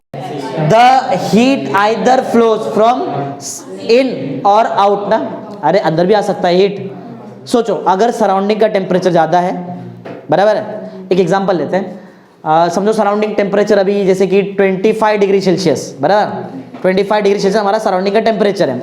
इसमें हम लोग ने एक कप ऑफ टी रखा, टी का टेम्परेचर समझो कुछ 70 डिग्री सेल्सियस है कितना वहाँ पे? 24। समझो इमेजिन करो सराउंडिंग टेम्परेचर कितना है? 24। बंद कर दो क्या? सराउंडिंग का टेम्परेचर कितना है? 24। और वो जो कप ऑफ टी उसका टेम्परेचर कितना है? 70 है। अब बताओ हीट का ट्रांसफर कहाँ से कहाँ होने वाला है? टी से सराउंडिंग में, क्योंकि टी का टेम्परेचर ज़्यादा था 70 और आजू बाजू कितना है? 24, बराबर ना? और इसका एक उल्टा लो, सराउंडिंग वही 24 डिग्री सेल्सियस पे और हमारे पास एक आइस का क्यूब है जो 0 डिग्री सेल्सियस पे। सराउंडिंग कितना है? 24 और आइस का क्यूब 0। अब बोलो हीट का ट्रांसफर कहाँ से कहाँ पे? सराउंडिंग से सिस्टम, बराबर ना? तो दोनों भी हो सकता है, इन भी हो सकता है, आउट भी हो सकता है। यही पॉइंट है, समझा ना? पॉइंट क्या है? पॉइंट पढ़ो। When system and surrounding are at different temperature, the heat either flows in और आउट ऑफ द सिस्टम, अंदर भी आ सकता है बाहर भी जा सकता है। समझ गया हीट का नेचर क्या है, समझा हीट क्या है, heat is a form of energy, right ना, होता क्या इससे, bye which system exchanges energy with the surrounding, और वर्क क्या था, वर्क इज अ मोड, समझा, मोड है वो। और सेकंड पॉइंट पे तुमको याद है हीट इन भी आ सकता है आउट भी जा सकता है, वो टेम्परेचर का डिफरेंस रहेगा तो ही, समझा नहीं क्या है। चलो ये एग्जाम में क्वेश्चन बहुत ज़्यादा इंपॉर्टेंट है, ये एग्जाम में बहुत बार आ भी चुका है, इंपॉर्टेंट क्वेश्चन। मैंने सिर्फ डायग्राम बनाया, इसके अंदर 4 पॉइंट और है, देखो पढ़ो जरा पॉइंट क्या दिया वहाँ पे, sign convention of work done and heat, बराबर, sign convention of work done and heat. देखो W मतलब वर्क डन ना, और कैपिटल Q मतलब, एक्चुअल में Q मतलब होता है हीट का ट्रांसफर, हाँ उसको हीट बोल सकते हो, कोई प्रॉब्लम नहीं। तो वर्क डन और हीट ट्रांसफर का हम लोग क्या बोलने वाले हैं यहाँ पे, क्या देखना है, साइन, साइन कन्वेंशन मालूम है, प्लस रहता है क्या माइनस रहता है, वो देखो एक सिंपल डायग्राम, ग्रीन कलर का बॉक्स दिखाई दे रहा है तुमको, वो हमारे लिए क्या है, और इसको अगर मैंने छोड़ दिया तो बाकी जो भी बचा वो इतना समझ में आता है, हाँ, सिस्टम और सराउंडिंग। अब देखो तुम लोग ये देखो, मतलब ये यहाँ पे ये सब मत देखो, तुम लोग आंसर दो, कोई भी देखो, ज़्यादा मास अगर कम मास पे वर्क कर रहा है तो वो हमेशा पॉजिटिव रहता है, ये बात को पहले समझो, अगर ज़्यादा मास कम मास पे वर्क कर रहा है तो पॉजिटिव, समझा, मतलब जो भी चीज़ ज़्यादा से कम हो रहा है तो पॉजिटिव, और अगर कम से ज़्यादा हुआ तो, बस ये समझो। अब इधर देखो मत, एक क्वेश्चन का आंसर दो, बीच में हमारे पास सिस्टम है, हाँ सिस्टम वर्क कर रहा है सराउंडिंग पे, पहले पूरा सुन लो, सिस्टम किस पे वर्क कर रहा है, सिस्टम और सराउंडिंग में से ज्यादा मास किसका रहेगा, सराउंडिंग, कल पढ़ा ना, surrounding is a large stock of mass ना, and energy can be exchange between system and surrounding, कल पढ़ा था हम लोग ने। बोलने का मतलब है सराउंडिंग का मास ज्यादा रहता है और सिस्टम का मास, अब क्वेश्चन का आंसर दो, सिस्टम वर्क कर रहा है तो बताओ वर्क डन पॉजिटिव रहेगा कि नेगेटिव रहेगा, नेगेटिव, क्यों, छोटा मास बड़े मास पे वर्क कर रहा है, तो आंसर क्या आएगा, देखो सिस्टम, ये दिख रहा है सिस्टम, ये नीचे ला रहा है, देखो सिस्टम वर्क कर रहा है किस पे, तो मैंने लिखा है bye the system, bye the system का मतलब क्या है, सिस्टम वर्क कर रहा है, बट ऑब्वियसली कि वो किस पे वर्क करेगा, समझा ना पॉइंट, तो वर्क डन कैसा आएगा, तुमने तो आंसर दिया ना अभी, हाँ दूसरा। अब उल्टा, अब सराउंडिंग जो है वो वर्क कर रहा है किस पे, मतलब ज्यादा मास वाला चीज वर्क कर रहा है कम मास वाली चीज पे, तो वर्क डन, समझा, पढ़ो, ये दिख रहा है वर्क डन पॉजिटिव, सर ये दिख रहा है बाकी सब सराउंडिंग है ना, एरो अंदर जा रहा है ना, तो on the system, on the system मतलब कौन कर रहा है, bye the surrounding on the system ना, ना नहीं समझा, समझा रहेगा ना, इजी है। वर्क डन अगर सॉरी सिस्टम अगर वर्क डन करता है सराउंडिंग पे तो work done negative, system work done किया सराउंडिंग पे तो नेगेटिव ना, छोटा बड़ा ना ऐसा, और अगर सराउंडिंग ने वर्क डन किया सिस्टम पे तो पॉजिटिव।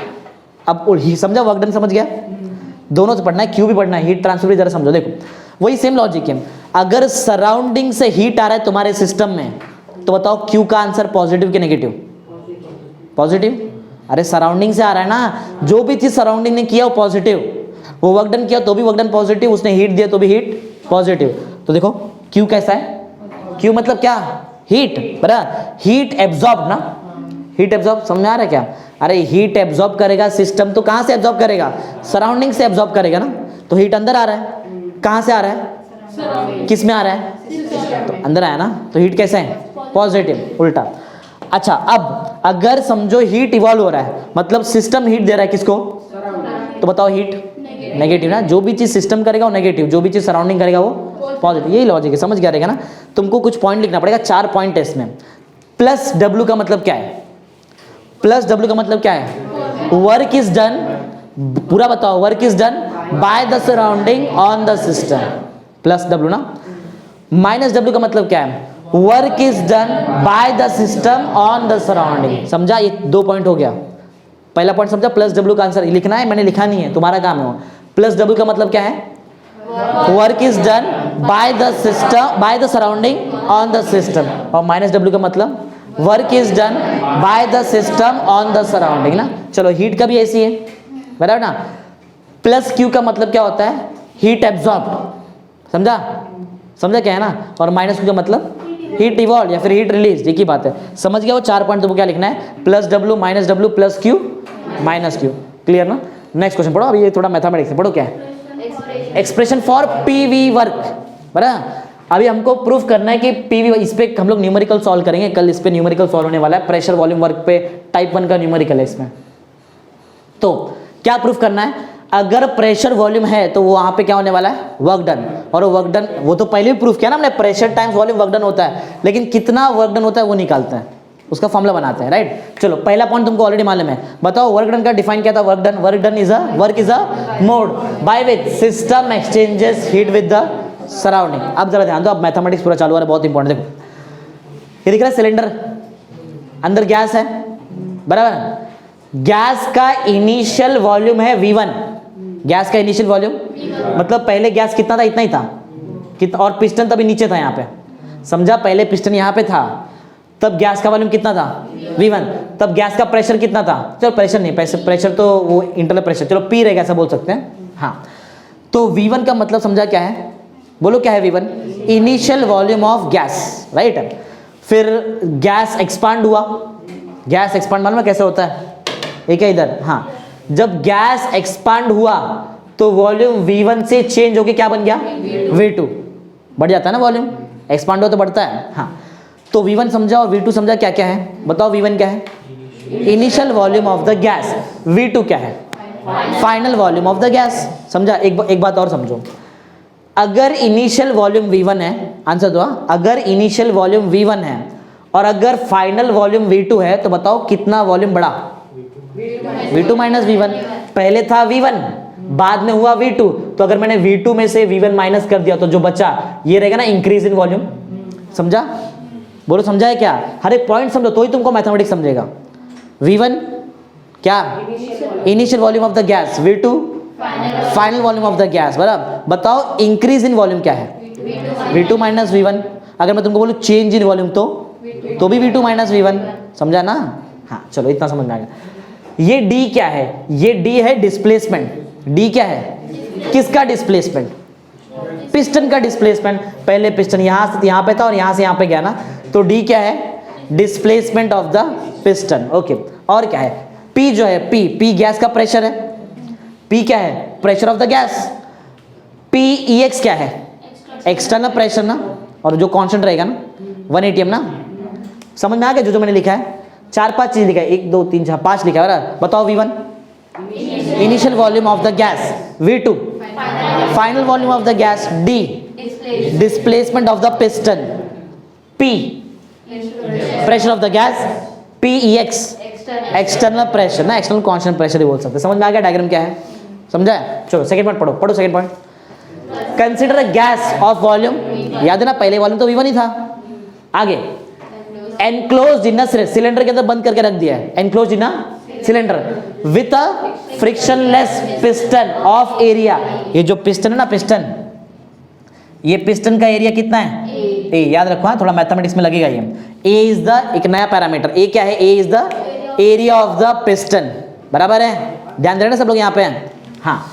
सेकंड पॉइंट समझा है, अरे तो कंसीडर वाला पॉइंट है, कंसीडर गैस एनक्लोज्ड, हाँ, gas of volume V1 enclosed in cylinder ना विथ अ फ्रिक्शनलेस पिस्टन, अपने मन से बनाओ, right, frictionless piston of area A, easy है, इतना भी हार्ड नहीं। फिर अब गैस एक्सपांड होने वाला है, नाउ लेट द गैस में expand against a constant external pressure, gas expand हो रहा है लेकिन प्रेशर तो ऊपर से है ही है ना, बोलो है ना ऊपर से प्रेशर, फिर भी तुम्हारा गैस एक्सपांड हो रहा है, पढ़ो, now let the gas may expand against a constant external pressure of PEX ना, external pressure कितने का है, PEX ना, against a constant external pressure of PEX, इतना समझा है क्या।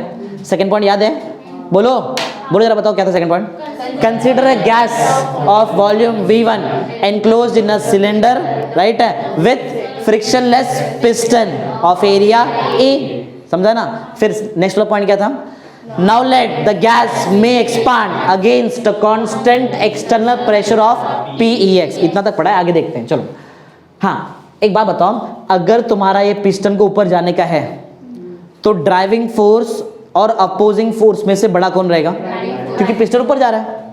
अच्छा, वो जो तुम्हारा अपोजिंग फोर्स है वो कम रहेगा, बहुत ज्यादा कम रहेगा कि बहुत कम रहेगा, क्योंकि अगर बहुत ज्यादा कम रहेगा ना तो पिस्टन डायरेक्ट बाहर निकल जाएगा, ऐसा सोचो ना। अगर PEX और P दोनों में से P बहुत ज्यादा बड़ा है PEX से, तो तुम्हारा पिस्टन डायरेक्ट बाहर ही निकल जाएगा ना, समझा है। तो बोलने का मतलब है PEX को ज्यादा कम नहीं होना चाहिए, PEX और P के बीच में इन्फिनिटेसिमल स्मॉल गैप होना चाहिए। वो तो तभी, चलो वो तो रिवर्सिबल हो जाएगा, थोड़ा सा गैप होना चाहिए, थोड़ा सा गैप, तो ज़्यादा बड़ा गैप नहीं, थोड़ा सा गैप होना चाहिए जिससे तुम्हारा पिस्टन बाहर नहीं निकले, बराबर। पढ़ो, कहाँ तक पढ़े थे? हाँ, which is infinitesimal small as compare to that of pressure of gas. Pressure of gas क्या है? P। अरे P को क्या बोलते हैं? Pressure of gas. PEX क्या होता है? External. External pressure, pressure of gas से इन्फिनिटेसिमल स्मॉल होना चाहिए। समझा कैसा होना चाहिए? समझा ना पॉइंट क्या है? तो कहां तक पढ़ लिया हम लोगों ने? यहां तक ना। Hence the piston undergoes a displacement of D। Easy है, 3 पॉइंट से मिलके पॉइंट बना है, याद रहेगा क्या है? बोलो बताओ, इसमें पहला क्या था? नाउ लेट द गैस में expand against a constant external pressure of PEX, right है, which is infinitesimally small as compare to that of pressure of gas, बराबर ना? समझा? अब क्या होएगा? डिस्प्लेसमेंट होने वाला है। Hence the piston undergoes a displacement of D। ध्यान तो दो, आधे में ही चलेगा ऐसा लग रहा है, ध्यान दो इधर। समझा पॉइंट थर्ड? बराबर है ना? तीनों पॉइंट याद है बराबर? क्या क्या बताया तुमको मैंने? बोलो, याद है? ओके, चलो अब तो मैथमेटिक्स से देखो, थोड़ा बहुत ही मैथमेटिक्स से, बाकी तो थियरी ऐसे समझा सकता है, इतना भी हार्ड नहीं केमिस्ट्री का। अच्छा, वर्क डन का फॉर्मूला क्या होता है? अभी तो प्रूफ किया था ना, F इंटू डी के जगह पे W लिखा था। तो वर्क डन जो है, वर्क डन का फॉर्मूला क्या होता है? Force into displacement. अच्छा, प्रेशर का बताओ फॉर्मूला क्या था? Force upon area. तो यहां से जरा फोर्स का आंसर, फोर्स ए इधर भेजो, P इंटू ए, मतलब मैं फोर्स के जगह पे प्रेशर इंटू एरिया लिख सकता है, बराबर ना? तो पहले मेरे पास वर्क डन का फॉर्मूला क्या है? अभी ऑन द स्पॉट याद करो, वर्क डन का फॉर्मूला क्या है? Force into area. और फोर्स के जगह हम लोग क्या लिखने वाले हैं? बोलो, प्रेशर इंटू एरिया, बराबर। तो मेरे पास पहले से, अच्छा फोर्स इंटू एरिया बोल दिया क्या? फोर्स इंटू डिस्प्लेसमेंट होता है ना वर्क डन। वर्क डन का फॉर्मूला क्या है? Force into displacement. और उसमें से फोर्स अकेले का फॉर्मूला क्या है? प्रेशर इंटू एरिया ना। अच्छा, ये कौन सा प्रेशर है वो भी सुन लो। वर्क डन कौन से प्रेशर के अगेंस्ट हो रहा है? PEX ना, एक्सटर्नल। तो मैं जो P लिखा है, ये P एक्चुअल में कौन सा प्रेशर है? एक्सटर्नल प्रेशर है, समझा? तो मैं फोर्स के जगह पे क्या लिखने वाला है? Pressure into area. और ये कौन सा वाला प्रेशर है बताओ? ये एक्सटर्नल प्रेशर और एरिया एज इट इज ना। बोलो, याद रहेगा?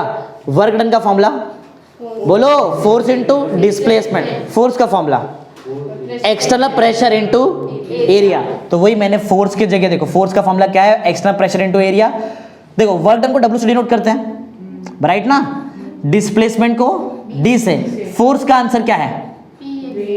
लिख दिया यहाँ पे, बराबर है ना? बोलो, राइट है। तो अभी तक याद है क्या क्या हुआ है? वर्क डन का formula force into displacement, force का formula external pressure into area. तो वर्क डन का अभी तक बताओ फॉर्मूला क्या बना है? PEX A into D। समझा है? बोलो, क्लियर एकदम सब कुछ ना? याद रखो। हाँ, ओके, चलो अभी देखते हैं। देखो फिर से, एरिया का यूनिट बताओ। एरिया का यूनिट बताओ, मीटर स्क्वायर। D एक टाइप का डिस्प्लेसमेंट है, मतलब लेंथ। लेंथ का यूनिट क्या होता है? राइट ना? ध्यान दो, हमारे पास एरिया A और D मल्टीप्लीकेशन में ना, करो मल्टीप्लाई करो। A और अगर मैं D को मल्टीप्लाई करूं, A का यूनिट है मीटर स्क्वायर, D का यूनिट है मीटर। बोलो क्या बन जाएगा? मीटर क्यूब किसका यूनिट है बताओ? एक्चुअल में वॉल्यूम। तो मतलब मैं A इंटू D की जगह पे वॉल्यूम लिख सकता है। समझा पॉइंट क्या है? लेकिन पॉइंट समझो, ये A किसका एरिया है? पिस्टन का एरिया। और ये D क्या है? हाँ, ये डिस्प्लेसमेंट है। अच्छा, कोई मुझे एक बात बताओ, ये जो डिस्प्लेसमेंट है ना, ये डिस्प्लेसमेंट, ये नीचे से कैलकुलेट कर सकते हैं क्या? यहां से यहां तक नहीं। पहले जहां पिस्टन था वहां से लेके अभी जहां तक पिस्टन है उधर तक का रहेगा ना लेंथ, बराबर ना? D रहेगा। हाँ, तो ये जो वॉल्यूम है, ये कौन सा वॉल्यूम मालूम है? ये इतना वॉल्यूम है, दिख रहा है? ये वाला वॉल्यूम, इसको क्या बोलते हैं? कौन सा वॉल्यूम है ये? हाँ, बोलते क्या इसको? ये कौन सा वॉल्यूम है? इंक्रीज इन वॉल्यूम ना। अरे ये जो A इंटू D के जगह पे वॉल्यूम लिखेंगे, राइट है, लेकिन कौन सा वॉल्यूम है? D लिखे, देखो ना, मैंने D को यूज किया ना, D को यूज किया ना। तो ये वाला वॉल्यूम ले सकते हैं क्या? नहीं, D जिधर है उधर का ही वॉल्यूम लो ना, ये वाला वॉल्यूम। ये क्या है? ये हमारे लिए इंक्रीज इन वॉल्यूम, क्योंकि पहले तो पिस्टन यहाँ पे था, फिर यहाँ से यहाँ पे आ गया, तो इतना वॉल्यूम बढ़ गया ना। समझा? तो D वाला जो पार्ट है, A इंटू D की जगह पे मैं V नहीं लिख सकता। बोलो मुझे क्या लिखना पड़ेगा यहाँ पे? Delta V। समझा? क्या लिखेंगे? डेल्टा V मतलब क्या है? इंक्रीज इन वॉल्यूम, जिसका खुद का वैल्यू क्या होता है? V2, अरे किया ना, डेल्टा V देखो ना इधर क्या होता है, V2 माइनस V1, मालूम है ना इतना तो। हाँ, तो A इंटू डी को जब मैंने मल्टीप्लाई करके देखा तो क्या मिला उसको, हम वहां पे आपको क्या मिला, वॉल्यूम ना, इंक्रीज इन वॉल्यूम मिला। तो पढ़ो point, A into D volume during expansion, यहां से लेके इधर तक एक्सपांड हुआ, मतलब इतना एक्सपांशन हुआ ना, तो ये जो वॉल्यूम है इसको बोलेंगे वॉल्यूम ड्यूरिंग एक्सपांशन, या फिर इंक्रीज इन वॉल्यूम, या फिर चेंज इन वॉल्यूम, तीनों एक ही हैं, समझा।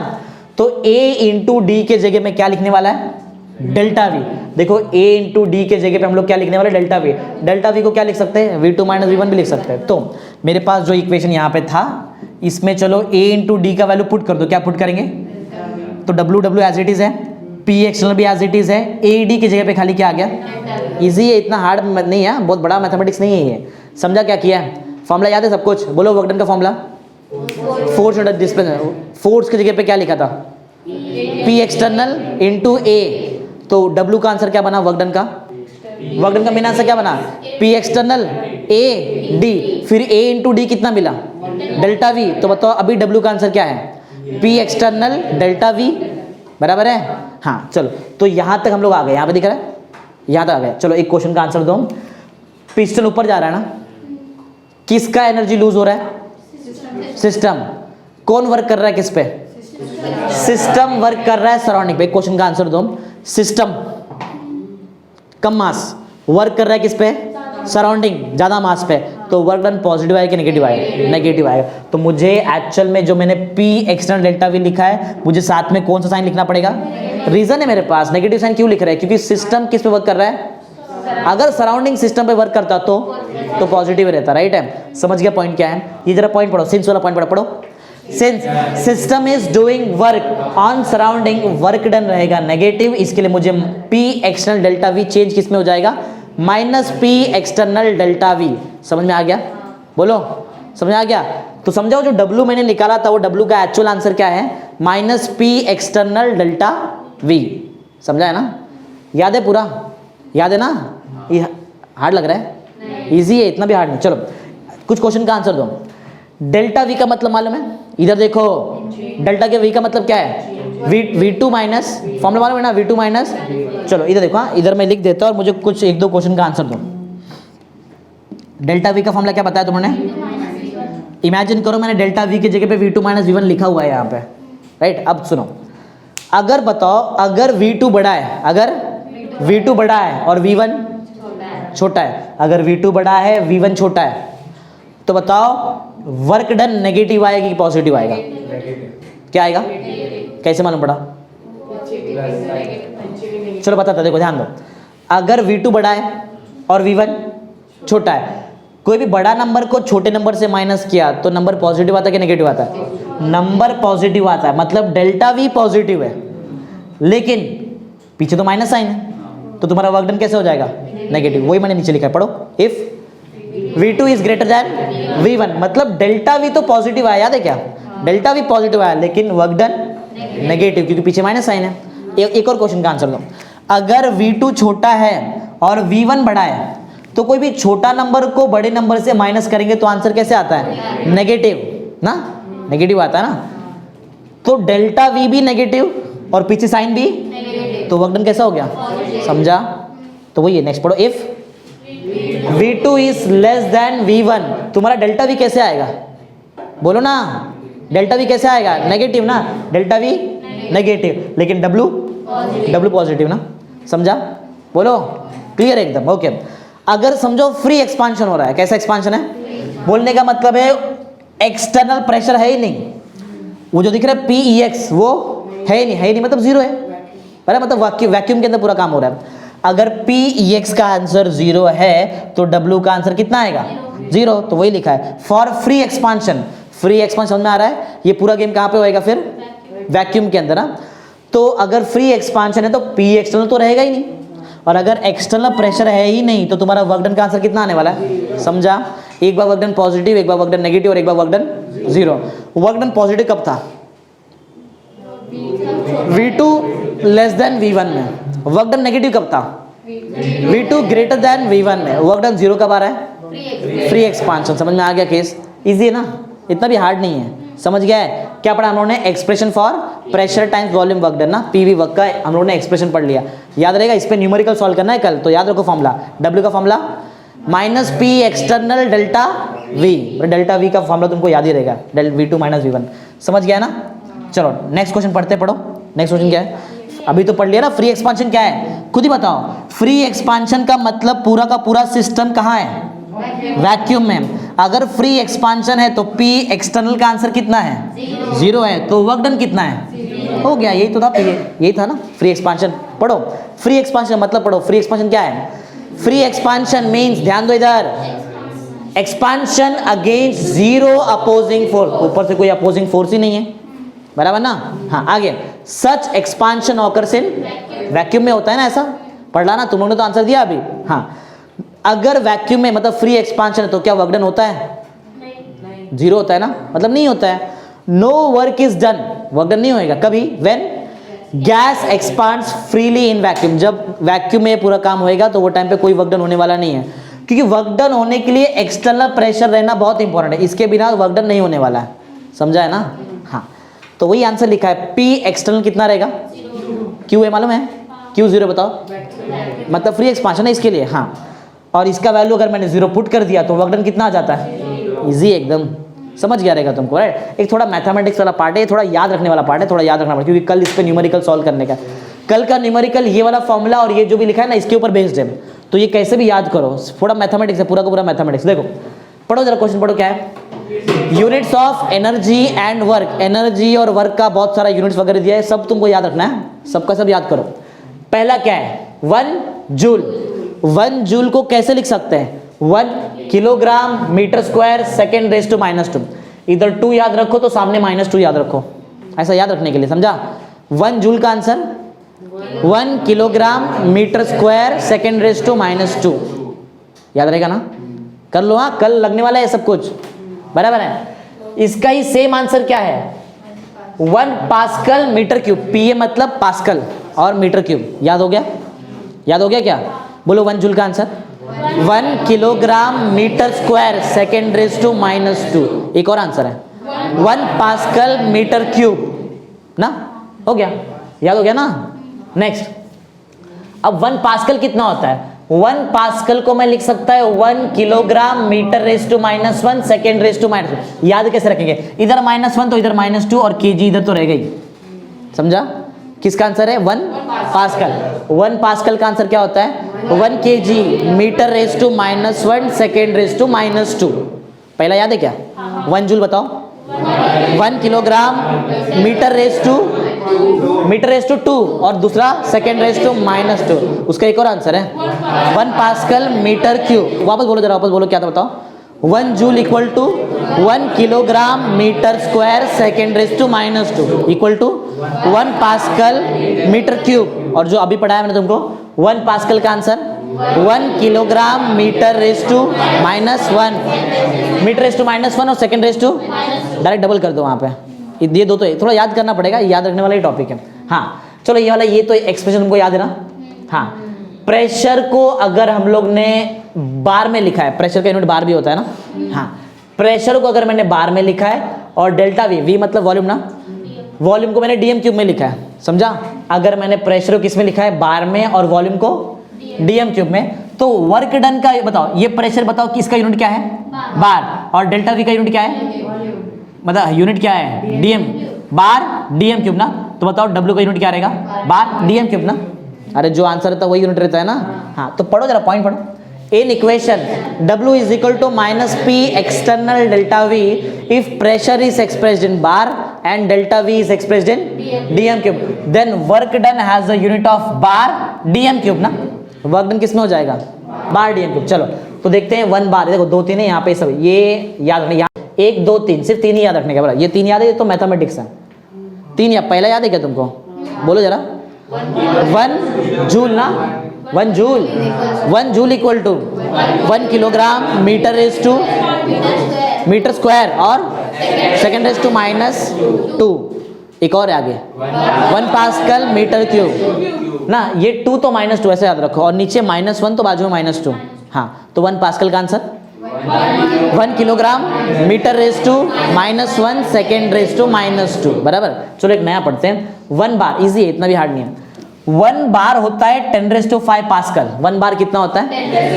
बस इतना ही, 3 ही याद करने का, आगे जो भी वो सब मैथमेटिक्स है वो याद नहीं करने का। सिर्फ 3 चीज़ें, ये फर्स्ट ये वाला याद रखो, ये सेकंड याद रखो और ये थर्ड याद रखो, बस। समझा? 1 बार कितना पास्कल? 10⁵ पास्कल। ये तीनों याद है क्या तुमको? याद है क्या तीनों? ठीक है, चलो एक बार बता दो, बिना देखे बताओ। इधर देखो, बताओ 1 बार लास्ट वाला 10⁵ पास्कल, सेकेंड वाला 1 पास्कल कितना, उल्टा पूछ रहा मैं तुमको। 1 pascal 1 kilogram metre raise to -1 second raise to -2, बराबर ना। पहला वाला बताओ। 1 जूल कितना? 1 kilogram metre raise to -2 second, नहीं, metre raise to 2 second raise to -2। और एक है 1 पास्कल मीटर रेस टू 3 ना, मीटर क्यूब। समझ गया ना? तीनों याद है। चलो अब इसके आगे तो मैथमेटिक्स है। देखो 10⁵ को मैंने एज इट इज लिखा है। बताओ 1 पास्कल कितना था? 1 पास्कल, पास्कल के जगह पे लिख सकते हैं KG metre raise to -1 second raise to -2, KG metre raise to -1 second raise to -2। समझा कैसे लिखा है? समझा ना?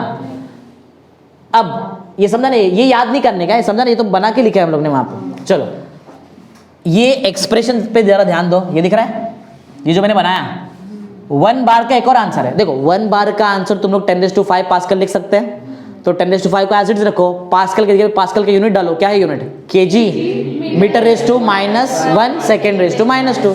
तो हमारे पास एक एक्सप्रेशन है, लेकिन हमको वर्क डन किस में मिल रहा था जरा बताओ? बार, डीएम क्यूब। बार है ना? क्या नहीं है? दोनों साइड डीएम क्यूब से मल्टीप्लाई करो। अगर मैं बार के साइड डीएम क्यूब से मल्टीप्लाई किया तो जब डीएम क्यूब आ जाएगा, इधर भी तुमको किससे मल्टीप्लाई करना पड़ेगा? DM cube. देखो डीएम क्यूब से, देखो ना, ये वाला पार्ट तो पहले का ही है ना। अरे एज इट इज है, इधर भी डीएम क्यूब लाया, इधर भी डीएम क्यूब लेके आया। समझा? एक चीज और याद रखो, वो तो कन्वर्जन है, जस्ट जरा ध्यान दो। 1 डीएम क्यूब होता है 10⁻³ मीटर क्यूब। 1 डीएम क्यूब कितना होता है? ये याद रख लो। सिंस 1 डीएम क्यूब कितना होता है? 10⁻³ समझो, 4 याद रख लिया, और क्या है? पर ये तो कन्वर्जन है जस्ट। तो मैं डीएम क्यूब के जगह पे क्या लिखा है बताओ? मैंने डीएम क्यूब के जगह पे क्या लिख दिया? 10⁻, क्यों लिखा? रीजन है मेरे पास, सुनो। ये डीएम क्यूब है और ये मीटर है, सॉल्व है क्या? अगर इसको मैंने मीटर बना दिया तो हो जाएगा ना, वही इसके लिए मैंने किया। तो डीएम क्यूब होता है 10⁻³ मीटर क्यूब, और बाजू में हमारे पास क्या है? हाँ, अब बताओ ये 5 और ये -3 कितना हो जाएगा? 2। तो 10⁻, ध्यान दो इधर, 10⁵ और 10⁻³ क्या बन जाएगा? किलोग्राम एज इट इज है, second raise to -2 as it is है, 3 - 1 हो गया। समझा ना? हाँ, तो 1 डीएम क्यूब बार या फिर 1 बार डीएम क्यूब 10⁻² मतलब क्या? 10 का स्क्वायर कितना होता है? 100 जूल। इसको बोलते हैं जूल ना। अरे जूल है ये देखो, मिला क्या? मैच हो गया ना? समझा? तो क्या मालूम है क्या पढ़ा हम लोगों ने? 1 बार डीएम क्यूब का आंसर कितना आता है? 100 जूल। 5 याद कर लिया समझो, बराबर ना? याद है क्या सब? देखते याद है? बताओ first. 1 joule is equal to 1 kilogram metre square second -2। आगे 1 pascal metre cube second. 1 pascal is equal to 1 kilogram metre raise to -1 second raise to -2, बराबर है। फिर थर्ड वाला याद है क्या था? थर्ड बार ना, डीएम क्यूब नहीं। अच्छा ये इधर अभी बाकी आगे डीएम क्यूब। 1 बार कितना? 10⁵ पास्कल। पास्कल के जगह पे क्या लिख सकते हैं? Kilogram metre raise to -1 second raise to -2। समझा? दोनों साइड किससे मल्टीप्लाई किया? DM cube. एक डीएम क्यूब कितना मीटर क्यूब? 10⁻³ याद है ना? फोर्थ पढ़ना, इसको फोर्थ याद रखो। 1 डीएम क्यूब कितना मीटर क्यूब? 10⁻³ मीटर क्यूब, बराबर। फिर और एक नया बनाया हम लोग ने, 1 बार डीएम क्यूब कितना जूल? 100 जूल। तो ज़्यादा इजी है, याद है? उल्टा पुल्टा पूछो, याद रहेगा क्या? पूछो, बताओ 1 बार डीएम क्यूब कितना जूल? 100 जूल, बराबर है। 1 पास्कल कितना? 1 kilogram metre raise to -1 second raise to -2, बराबर है। 1 जूल का वो जो थर्ड वाला पार्ट था ना, वो बताओ। 1 पास्कल मीटर क्यूब, सेकेंड वाला बताओ। 1 kilogram metre raise to -2 second raise to -2। 1 DM cube कितना मीटर क्यूब? 10⁻³ metre cube. याद हो गया ना, समझ गया आज का बराबर। कुछ क्वेश्चन का आंसर चलो अभी समझ गया ना पूरा A to Z। फटाफट एक बार रिकैप मारते फिर खत्म। देखो बताओ आइसोकोरिक प्रोसेस का डिफाइन क्या था? The process in which the volume remains constant throughout the transition is called as isochoric process. Example बताओ। Example reaction in a closed vessel ना, बराबर is an example of isochoric. Reversal बताओ। It is the process in which driving and opposing force differs by infinitesimal small value, right है ना? कैसे होता है ये process? This process is very slow ना। और थर्ड पॉइंट क्या देखा? Ideal process. और उसमें एक और चीज बताया था, in this process maximum work is done. फिर पढ़ा हम लोगों ने नेचर ऑफ वर्क। वर्क क्या है? Work is a mode by which system exchange energy with the surrounding, motion against constant external pressure. एक और था याद है, product of force and displacement, right है ना? पीवी का आंसर क्या होता है? W, बराबर। फिर पढ़ा हमने PV work in decomposition of H2O2। H2O2 break हुआ, क्या बनाया? 2H2O और O2। गैस का वॉल्यूम बढ़ा कि कम हो गया? बढ़ गया। पिस्टन ऊपर गया। किसने वर्क किया किस पे? इंग्लिश में बोलो। Bye the system on the surrounding, बराबर है। किसका मास कम, किसका एनर्जी कम हो गया? सिस्टम का एनर्जी कम हो गया। फिर पढ़ा हम लोगों ने अमोनिया और HCl को मिक्स किया, क्या बनाया? अमोनियम क्लोराइड, बराबर। आंसर दो। वॉल्यूम बढ़ा कि कम हो गया? कम हो गया। किसने वर्क किया किस पे? आंसर इंग्लिश में bye the surrounding on the system, बराबर है। ये हो गया। फिर क्या बताओ मेरे को, इसमें किसका एनर्जी डाउन हो गया? सराउंडिंग, क्योंकि उसने वर्क डन किया। ओके। फिर नेचर ऑफ हीट पढ़ा। हीट क्या है? फॉर्म ऑफ एनर्जी ना, बाय जो भी है सिस्टम सराउंडिंग से एक्सचेंज करता है एनर्जी, बराबर। फिर देखा कि अगर टेम्परेचर का डिफरेंस है तो ही हीट का ट्रांसफर होने वाला, नहीं तो नहीं होता है। फिर पढ़ा साइन कन्वेंशन। बताओ जरा, W प्लस W कभी रहता है? सिस्टम वर्क कर रहा है किस पे? राइट है? नहीं, सराउंडिंग वर्क कर रहा है सिस्टम पे, बराबर। बताओ ये सराउंडिंग सिस्टम पे प्लस W आता है, माइनस W कभी आता है? जब सिस्टम सराउंडिंग पे वर्क डन कर रहा है। प्लस Q कब आता है? हीट एब्जॉर्ब के टाइम पे। हाँ, मतलब सिस्टम एब्जॉर्ब कर रहा है सराउंडिंग से। और माइनस Q कब आता है? हीट इवॉल्व, मतलब सिस्टम सराउंडिंग को हीट दे रहा है। चलो ये भी याद है। फिर पढ़ा एक्सप्रेशन फॉर पीवी वर्क, बराबर ना? वो वर्क डन का पहले डिफाइन है, याद है। सेकंड पॉइंट क्या था? Consider gas of volume V, किसमें? Enclosed in a cylinder. Volume V1 enclosed in a cylinder with frictionless piston ना, frictionless against frictionless piston of area A, बराबर। फिर पढ़ा नाउ लेट द गैस में expand against constant external pressure of PEX, बराबर ना? पढ़ा नहीं यहाँ तक। फिर पढ़ा which is infinitesimal small as compare to that of pressure of gas. इसके वजह से क्या होने वाला है? पढ़ा ना? Hence a piston undergoes a displacement of D। फिर फॉर्मूला याद है? वर्क डन का फॉर्मूला, फोर्स का formula P external into A into D कितना आया?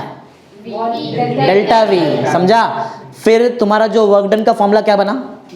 P external delta V। लेकिन कौन किस पे वर्क कर रहा है? सिस्टम वर्क कर रहा है सराउंडिंग पे, तो माइनस साइन लेना पड़ेगा। तो बताओ मेन फॉर्मूला क्या है? W is equal to minus P external delta V। अगर अगर V2 बड़ा है V1 से तो रुक जाओ, अगर V2 V1 से बड़ा है, डेल्टा V का आंसर पॉजिटिव, W का आंसर नहीं, उल्टा कर दो। जो डेल्टा V का आंसर का उसका अपोजिट आंसर W रहेगा। फिर से अगर V2 less than V1, delta V V2 less than V1 negative है, डेल्टा V नेगेटिव तो W positive. Free expansion W का आंसर, P एक्सटर्नल का आंसर ये क्या है? और ये तो इधर भी है ना। फिर ये सब ये तो याद ही है अपने को। बताओ 1 dm cube 10⁻³ metre cube. 1 bar dm cube 100 joule, 1 joule 1 kilogram metre square, 2⁻², 1 pascal metre cube. 1 pascal कितना? 1 किलोग्राम मीटर (-1 (2), बराबर। फिर पढ़ा 1 बार कितना पास्कल? पूरा याद है ना जो पढ़ा है? समझ गया ना? घर पे रिवीजन तो करना पड़ेगा, ऑन द स्पॉट तो समझा दिया है, इसको 1-2 बार रिवीजन करो घर पे, याद हो जाएगा।